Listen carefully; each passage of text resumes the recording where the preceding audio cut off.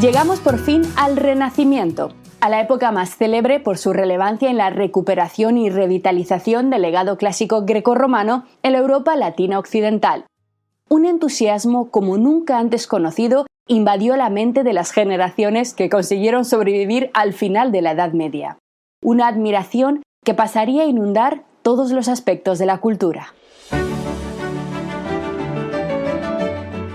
Los artistas del Renacimiento quedaron maravillados, conmocionados por el repentino descubrimiento de una enorme cantidad de refinadísimas estatuas y fragmentos arquitectónicos que comenzaron literalmente a brotar del suelo, tras trabajos de cimentación de edificios o excavaciones con fines constructivos en diferentes puntos de la península itálica. De la tierra oscura de un viñedo cercano a las termas de Tito en Roma, salió en el 1506 el espectacular grupo del Laocoonte, que representa al sacerdote troyano y a dos de sus hijos luchando contra las serpientes enviadas por los dioses, una de las piezas más deslumbrantes y dramáticas del arte antiguo. Poco después sería encontrado el Apolo de Belvedere, una representación dinámica y cautivadora del dios griego de la música, la poesía y la profecía en plena caza, sujetando un arco y una flecha invisibles. Más tarde abandonó el olvido de los siglos la Venus de Medici, una copia romana de un original griego de la diosa Afrodita, una de las piezas, como veremos, más influyentes del arte renacentista. El torso de Belvedere, una de las obras más enigmáticas e impactantes, tras ser encontrado en el campo dei Fiori en Roma, maravilló y obsesionó a Miguel Ángel, quien copiaría y repetiría su estructura anatómica una y otra vez, tal y como lo muestran cada uno de los cuerpos de la Capilla Sixtina.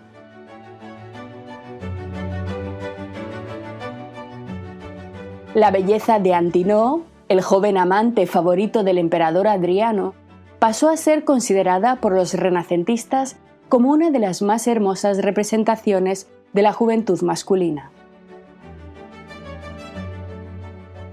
De la tierra, de un pasado pagano, surgían tesoros maravillosos que superaban todo lo que los artistas del momento habían siquiera imaginado. Su impacto en el nuevo arte, en la nueva cultura del Renacimiento, no se hizo esperar. Los más jóvenes trataron de emular e incluso superar los ideales de belleza y perfección establecidos por los antiguos, dejando atrás la fría rigidez del gótico tardío. El primer artista que se atrevió a recuperar en Italia el testigo de los griegos fue Donatello, autor de una escultura de bronce considerada por los especialistas como el primer desnudo masculino completo creado en Europa desde la antigüedad. Así, la obra de Donatello, fundida en torno al año 1440, representó el inicio de la mezcla, el punto de partida de la simbiosis entre los viejos ideales griegos y la cosmovisión cristiana del mundo.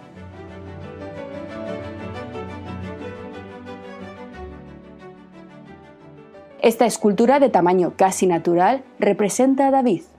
el joven pastor que, según el relato bíblico, había derrotado al gigante Goliat con una piedra lanzada con su honda. Este tema había sido ya muy popular en el arte cristiano y fue profusamente representado en el arte románico y gótico, tal y como da muestra de ello las miniaturas de estos manuscritos y capiteles.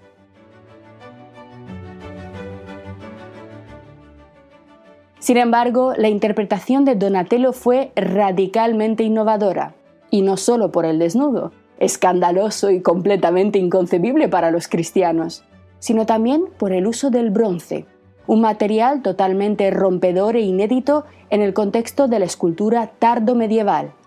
El bronce había sido el símbolo del refinamiento artístico de la antigüedad y apenas había sido empleado posteriormente debido a la pérdida de las minas y de las técnicas de extracción y refinado de materiales,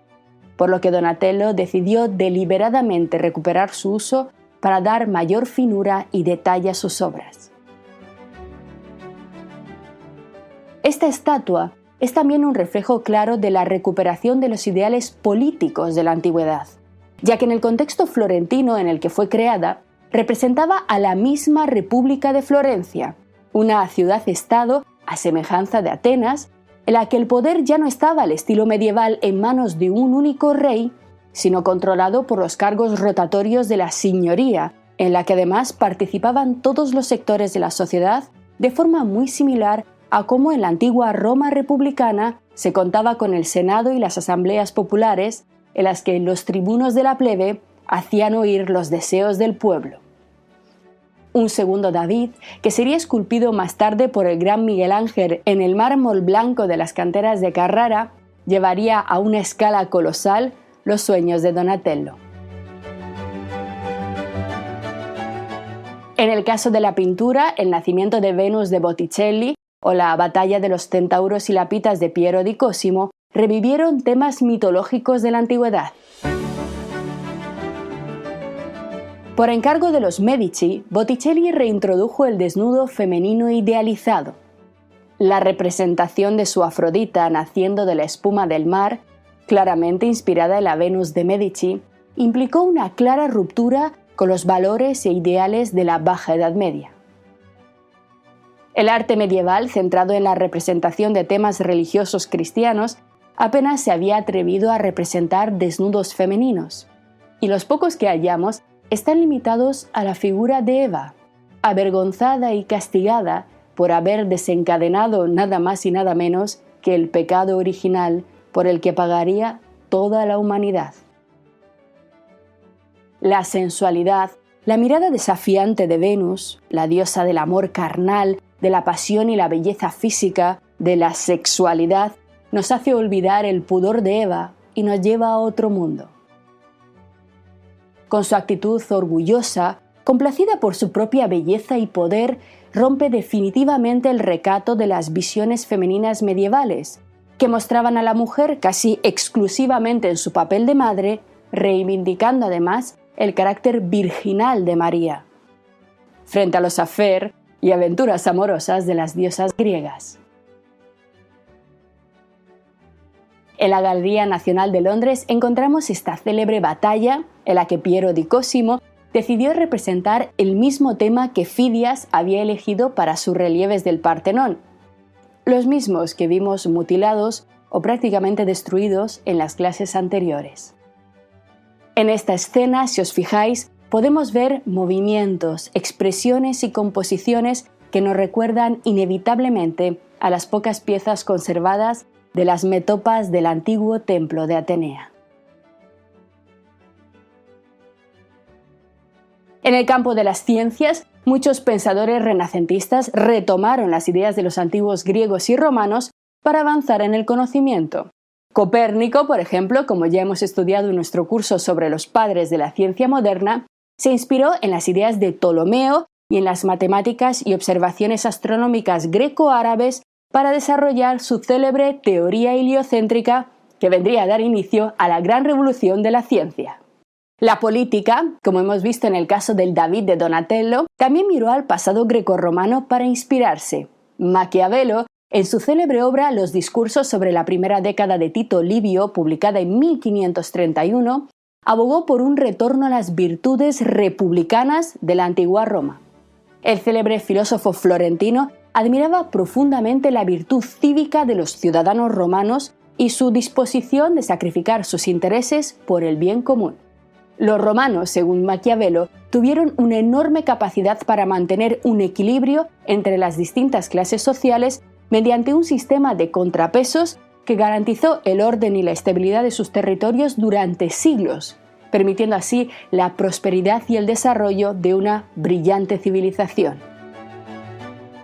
Pero, volviendo a nuestro interés por la filosofía, el Renacimiento también experimentó una revalorización creciente de las obras de los grandes pensadores y filósofos de la antigüedad, entre los cuales Platón tuvo, sin el menor atisbo de duda, el mayor protagonismo. El Renacimiento, de hecho, podría ser considerado como la época más platónica de toda la historia de la cultura occidental, ya que sus ideas llegaron a tener mucho más impacto sobre la formación del pensamiento en ese momento que en los propios tiempos de vida de Platón. Como hemos visto en las sesiones anteriores, el proceso de traducción al latín de las obras de la antigüedad conservadas por los árabes había comenzado a finales del siglo XII y se dio en diversos puntos de Europa, comenzando sobre todo en aquellas regiones en las que los musulmanes habían dejado importantes bibliotecas llenas de manuscritos. A esta labor se sumarían numerosos otros scriptorium a lo largo del tiempo y al legado conservado por los árabes también poco a poco comenzaron a sumarse algunas copias de textos antiguos que habían logrado sobrevivir en Bizancio. En esta sesión, sin embargo, nos vamos a centrar concretamente en la península itálica, y solo en la península itálica, y en el influjo que tuvo la recuperación de Platón sobre la formación del humanismo y del Renacimiento italiano, ya que, como os decía en las clases anteriores, sería humanamente imposible abarcarlo todo.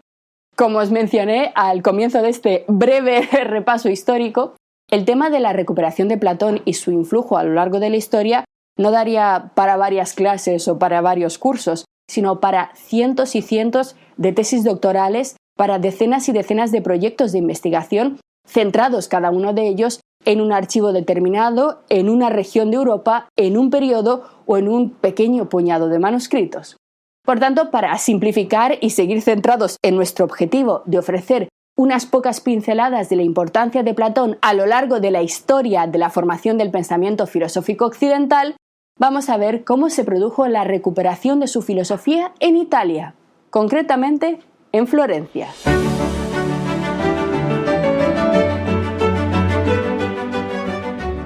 El conocimiento de Platón en la Europa cristiana latina medieval occidental fue extremadamente limitado. Si bien su nombre no era desconocido para los eruditos, el conocimiento de sus teorías estaba basado en un saber exclusivamente de segunda mano, adquirido en su mayor parte mediante la lectura de los textos de Agustín de Hipona y de Boecio. Y ello se debía, atentos aquí, a que, salvo algunos fragmentos muy cortos del Menón, el Fedro, el Parménides y el Timeo, los medievales no tuvieron acceso a ninguno de los diálogos platónicos. Por tanto, no pudieron leer directamente a Platón, sino solamente resúmenes y traducciones parciales. Los textos completos, como ya hemos estudiado, estaban en Oriente y las pocas copias disponibles en territorio cristiano se encontraban en Bizancio. Sin embargo, estaban escritas en griego, una lengua que, aunque os pueda parecer completamente sorprendente, a finales del siglo XIV y principios del XV, casi ningún occidental, prácticamente nadie, era capaz de leer ni traducir. Así que fijaos, a comienzos del Renacimiento, los europeos occidentales habían olvidado completamente el griego. Sin embargo, dos acontecimientos de enorme relevancia confluirían para permitir la recuperación del interés por Platón y su filosofía.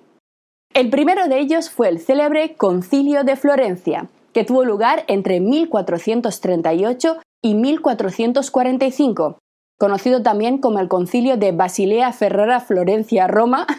dado que se celebró también en estas 4 ciudades, siendo sin embargo su etapa más importante para nosotros que estamos interesados en la filosofía, la etapa desarrollada en Florencia durante 3 años y patrocinada por los Medici. Uno de los principales objetivos de este concilio ecuménico era intentar solucionar el cisma de Oriente, es decir, la separación que se había producido en el año 1054 en el seno de la Iglesia, la separación que había hecho que la Iglesia cristiana romana se dividiera en 2 grandes secciones, la Iglesia católica y la Iglesia ortodoxa. Por lo tanto, la intención era que los ortodoxos se reintegraran de nuevo, aceptando la autoridad del Papa, cosa que, spoiler, os lo voy adelantando, no ocurrió en absoluto. El único interés real de los bizantinos era intentar conseguir apoyo militar por parte de Occidente contra los otomanos, que estaban ya a punto de conquistar su imperio. Lo que sí ocurrió y que felizmente ayudó a la filosofía de Platón fue que los bizantinos enviaron a Florencia una nutrida delegación de eruditos que participaron no solamente en los debates religiosos, sino también en todo tipo de charlas y de conferencias más informales sobre temas más mundanos que impulsaron un significativo intercambio cultural entre Oriente y Occidente, un intercambio en el que tuvieron un papel capital los Medici. Como principales patrocinadores de la cultura y el humanismo en Florencia, Los Medici vieron el concilio como una verdadera oportunidad no solamente para fortalecer lazos políticos, religiosos y económicos, sino también para enriquecer el ambiente intelectual de su ciudad. Bien, pues entre los miembros de la delegación bizantina de eruditos acudió a Florencia el que era, sin duda en ese momento, uno de los mayores expertos del mundo en el pensamiento de Platón, Gregorios Gemistos, quien, por su admiración a Platón, prefería que le llamaran Pletón, Plezón. Así que Pletón fue invitado a dar una serie de conferencias que posteriormente publicaría bajo el título de Las diferencias entre Platón y Aristóteles, en las que mezclaba el platonismo clásico con elementos místicos y neoplatónicos que literalmente deslumbraron a sus oyentes, especialmente a los humanistas que en esos momentos todavía no tenían acceso directo a las obras platónicas en griego. Sin embargo, todo este despliegue de conocimiento se habría quedado en absolutamente nada si a sus lecciones sobre filosofía platónica no hubiera acudido el mismísimo Cosme de Medici, Cosimo de Medici, el cabeza de familia de los grandes banqueros del Renacimiento, quien quedó profundamente impresionado por su conocimiento y por su ardua defensa del platonismo. Tras varios días de conversaciones y después de estrechar vínculos, Platón se atrevió a sugerir a Cosme que pusiera su ilustre dinero al servicio de una causa noble. Atentos, la traducción de los diálogos platónicos al latín y la fundación de una institución que se dedicara específicamente al estudio de la filosofía de Platón. Y para nuestra suerte, Cosimo de Medici accedió, decidiendo financiar de su bolsillo la creación de la célebre Academia Platónica de Florencia, una institución que, si bien no alcanzó el nivel y la longevidad de la Academia de Platón, tuvo una enorme repercusión en su intento de emularla y revivir su recuerdo. Pero los motivos que permitieron la recuperación de Platón no acaban aquí, ya que un segundo acontecimiento, un nuevo cambio político, un nuevo terremoto en la coyuntura histórica de Europa vino en ayuda de la filosofía. En el año 1453 se produjo la célebre y definitiva caída de Constantinopla, la capital del Imperio bizantino, a manos de los turcos otomanos, como ya pensaban la delegación de los bizantinos de Florencia. Este acontecimiento obligó a que muchos eruditos que conocían el griego, ya que éste se había mantenido como la lengua culta de los cristianos ortodoxos, esto hizo que muchos de esos eruditos huyeran ahora hacia el oeste y se llevaran con ellos, por supuesto, sus manuscritos, hacia las nuevas universidades europeas, donde serían, por supuesto, recibidos con entusiasmo, y también hacia la península itálica y la República de Florencia, donde sabían a ciencia cierta que existía un gran interés por sus conocimientos. Ya veis el viaje que han tenido que experimentar los textos de la filosofía griega a lo largo de toda la historia, de un lado a otro y de ahí otra vez de vuelta al mismo punto. No nos debe extrañar, por tanto, que se haya perdido mucho por el camino. Bien, por tanto, este acontecimiento, la caída de Constantinopla, provocó que un pequeño pero importante número de manuscritos en griego de Platón llegaran a manos de los humanistas en el momento adecuado.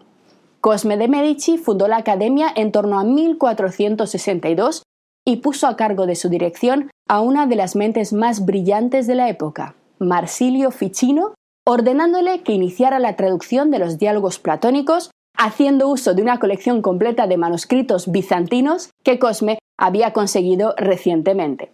La labor, sin embargo, no fue en absoluto sencilla y fijaos, Ficino estuvo trabajando en estos textos durante más de 20 años hasta que finalmente fue publicada la edición completa de los diálogos platónicos en 1484.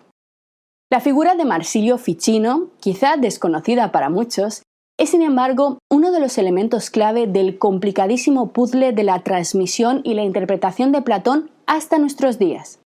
Sus traducciones, y aún más importante, su interpretación de las teorías platónicas, han tenido tanto eco en la historia que hoy en día todavía las podemos ver en numerosos manuales e incluso algún que otro artículo científico. Ello se debe a que Ficino no solamente se limitó a traducir los textos de Platón, sino que también dedicó parte de sus esfuerzos, atentos aquí, a realizar una síntesis entre el platonismo y el cristianismo, creando una corriente de pensamiento conocida como platonismo renacentista. Como podéis ver, tenemos aquí un nuevo platonismo, una nueva corriente de pensamiento inspirada en Platón, pero muy diferente tanto de las verdaderas teorías platónicas, de las teorías originales de Platón, como de todos los movimientos platónicos que ya hemos estudiado. Y es muy importante prestar atención a este momento, ya que muchísimas veces confundimos y atribuimos a Platón ideas que en verdad provienen de todas estas interpretaciones posteriores. Interpretaciones que, como estamos pudiendo ver, están todas ellas fuertemente influenciadas por la religión cristiana. Pero, insisto, una cosa son las ideas de un griego pagano del siglo IV antes de nuestra era y otra cosa es la revisión y reinterpretación de sus ideas a la luz de las religiones monoteístas que lo asimilarían después. Pues bien, tras fundar la Academia, en 1462, Cosimo de Medici encargó a Ficino, como acabamos de ver, completar la traducción de todas las obras de Platón. Sin embargo, cuando éste llevaba poco tiempo trabajando, Cosme le volvió a llamar y le pidió que parara, que dejara de traducir a Platón para que, atentos aquí, comenzara a hacer una traducción rápida al latín del Corpus Hermético. Y aquí estamos ante otro momento capital que va a definir los rasgos propios y claramente diferenciables de lo que entendemos por platonismo renacentista, muy diferente del platonismo antiguo y de todo lo que hemos visto hasta ahora. Como ya hemos tenido oportunidad de estudiar en detalle en nuestro curso sobre el Renacimiento, por tanto no me voy a extender mucho aquí para no resultar redundante para aquellos que ya lo han hecho, el Corpus Hermeticum era un conjunto de textos redactados en torno al siglo II o III de nuestra era que, sin embargo, los renacentistas consideraron que era muchísimo más antiguo. Evidentemente, los renacentistas no contaban con los conocimientos filológicos e historiográficos suficientes como para datar con precisión obras de la antigüedad, por lo que pensaron que este conjunto de textos que había caído en sus manos verdaderamente había sido escrito por un viejo profeta babilónico llamado Hermes Trismegisto, en una época incluso anterior al nacimiento del judaísmo, miles de años atrás. Bien, pero ¿qué contenían exactamente estos textos herméticos? Fijaos. Se trataba de un conjunto de teorías conformadas por una mezcla muy ecléctica de neoplatonismo, astrología, alquimia, numerología, magia, misticismo, que, ante todo, pretendía estar exponiendo un saber oculto, el conocimiento de una ciencia antigua y perdida, un saber primigenio y arcano, que, sin embargo, sospechosamente se parecía muchísimo a Platón y a Plotino. Básicamente porque, como os acabo de decir, no eran textos babilónicos originales, sino textos redactados por alguien en el siglo II de nuestra era que conocía perfectamente las corrientes neoplatónicas del momento. Basta con leer 2 líneas del Corpus Hermeticum para darse cuenta que uno no está ante una narración acadia, sumeria, babilónica, sino algo claramente grecorromano. Pues bien, Ficino detuvo sus estudios, sus traducciones de Platón por petición de Cosimo y comenzó la traducción de los textos herméticos que le dejaron completamente atónito, completamente marcado, ya que Ficino verdaderamente creyó que estaba ciertamente ante una sabiduría antiquísima que vendría a ser, por tanto, la prueba definitiva, debido a esta antigüedad, de que las ideas platónicas y cristianas en verdad habían sido defendidas desde la más remota antigüedad. Mentira, como os digo, porque no era así, el Corpus Hermeticum no es tan antiguo, pero daba igual en el momento porque Ficino no tenía forma alguna de saberlo. Los influjos herméticos hicieron que nuestro humanista terminara por desarrollar una teología platónica, una mezcla de cristianismo, platonismo, neoplatonismo y hermetismo, en la que, prácticamente ninguna idea platónica queda en estado original, queda intacta, sino que todas ellas fueron releídas, reinterpretadas a la luz de los nuevos principios espirituales de la religión cristiana y también del pensamiento mágico de este corpus hermético. Todas estas ideas fueron reunidas posteriormente por Ficino en su obra más importante, titulada Teología Platónica de Immortalitate Animorum, la teología platónica sobre la inmortalidad del alma, publicada en 1482. Ficino además tuvo la oportunidad de comentar y traducir las Eneadas de Plotino y los tratados de Jámblico y Proclo, los creadores del neoplatonismo, por lo que su interpretación, como os decía hace un momento, representa un punto absolutamente capital en nuestro estudio de la asimilación de Platón, porque es aquí, atentos, donde la cristianización de la filosofía griega comenzó a completarse, y en el caso de Platón, a llenarse de esoterismos. Las ideas de los primeros padres de la Iglesia que veíamos en las clases anteriores se fusionaron ahora con el misticismo hermético y el neoplatonismo para generar una imagen mística, religiosa de Platón que incluso hoy en día en algunos libros y en algunos manuales todavía podemos encontrar. Es precisamente debido a esta síntesis renacentista por lo que muchas veces se atribuyen a Platón ideas que no son en absoluto suyas y que no pueden serlo. Una cosa son las ideas que Platón expone en sus diálogos, insisto, las ideas de un pagano politeísta griego discípulo de Sócrates y maestro de Aristóteles, y otra muy diferente, los sucesivos filtros que a lo largo de los siglos, desde diversos puntos éticos y morales, han ido alterando su lectura. La habilidad del especialista, por tanto, del verdadero historiador de la filosofía, es saber identificar estos indicios. Si, por ejemplo, nos dan un texto y encontramos en él una explicación atribuida supuestamente a Platón, en la que aparecen ideas como, no sé, la referencia a un Dios único, o a las jerarquías celestes de criaturas sobrenaturales, o si habla de ángeles, debemos saber que estamos ante una visión neoplatónica de Platón. Si además encontramos elementos esotéricos o cabalísticos, estaremos ante un Platón interpretado desde el Renacimiento. Es por tanto muy importante tener claras todas estas etapas para no cometer uno de los grandes pecados del estudio de la historia de la filosofía, que es el anacronismo. Es decir, poner en boca de autores teorías que, por pura cronología, es imposible que estos pudieran defender, algo que lamentablemente ocurre con demasiada frecuencia. Así que, aunque sé que soy muy pesada y que esta introducción a más de uno le puede parecer absurda o innecesaria para simplemente leer los diálogos platónicos, a mí me parece imprescindible. Porque si no conocemos en qué momentos de la historia se produjeron estos cambios, tendremos una visión completamente deformada de la filosofía y no sabremos reconocer el contexto intelectual en el que se ha ido moviendo cada autor. Hay que distinguir, por tanto, entre las investigaciones historiográficas, científicas, de los filólogos, conservadores, arqueólogos, historiadores y especialistas en pensamiento antiguo, de las interpretaciones, pues a veces bastante peregrinas, de autores contemporáneos que mezclan alegremente unas épocas con otras. Por supuesto, no hay nada de malo en ser creativo, y la libertad de expresión está por encima de todo, pero, por favor, si vamos a hacer esto, simplemente aclarémoslo, ¿no? Nota a pie de página, atención a todo el mundo, a partir de ahora lo que voy a hacer es exponer mi opinión personal sobre Platón, o mi opinión va a estar basada en una lectura medieval o en una lectura renacentista, o ninguna de ellas, pero por lo menos aclararlo. Así que, si bien puede parecer algo excesivo este rodeo tan grande antes de ponernos a leer propiamente los diálogos platónicos, personalmente me resulta del todo imprescindible, ya que creo que así nos ahorraríamos muchísimas discusiones absurdas completamente y que dejaríamos todos de perder el tiempo si, antes de ofrecer nuestra lectura de Platón, aclaráramos además según qué intérprete lo estamos leyendo. Si lo estamos leyendo a través de Agustín de Hipona, Plotino, Avicena, Boecio o Marsilio Ficino, o, por el contrario, si estamos intentando exponerlo desde el contexto histórico más cercano posible a su momento vital. Y esto podría parecer una verdadera tontería, pero tiene unas consecuencias muy graves. Y es que fijaos, muchísimas personas detestan a Platón, detestan la filosofía platónica precisamente por estos componentes místicos, religiosos, esotéricos, que sin embargo en realidad son añadidos posteriores.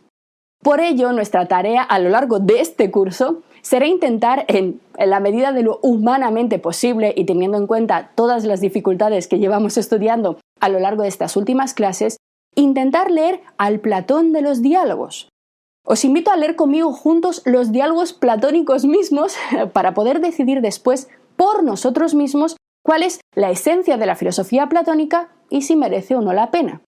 Porque si no hacemos esto, simplemente estaremos repitiendo resúmenes, esquemas e ideas preconcebidas y no tendremos ni la menor idea de lo que verdaderamente dijo Platón. Nada.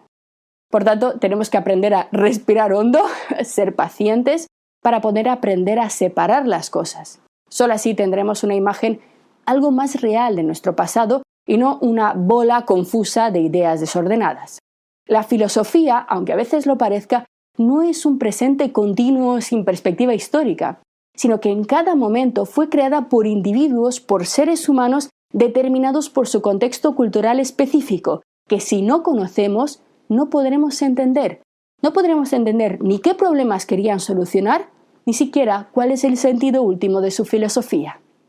Lo que acabas de ver es solo un pequeño fragmento de este curso. Si quieres disfrutarlo en su totalidad y descubrir muchos otros cursos de filosofía, historia de la ciencia e historia del arte, visita nuestra web anaminecam.com. Y recuerda, este proyecto solo es posible gracias a nuestro programa de microfinanciación. Si quieres apoyarnos, conviértete en uno de nuestros micromecenas en Patreon. Desde solo €1 al mes nos ayudarás activamente a seguir difundiendo la cultura, garantizando nuestra plena libertad intelectual y económica. Encontrarás todos los links para conocer mejor nuestra historia aquí abajo en la descripción del vídeo. Gracias por hacerlo posible.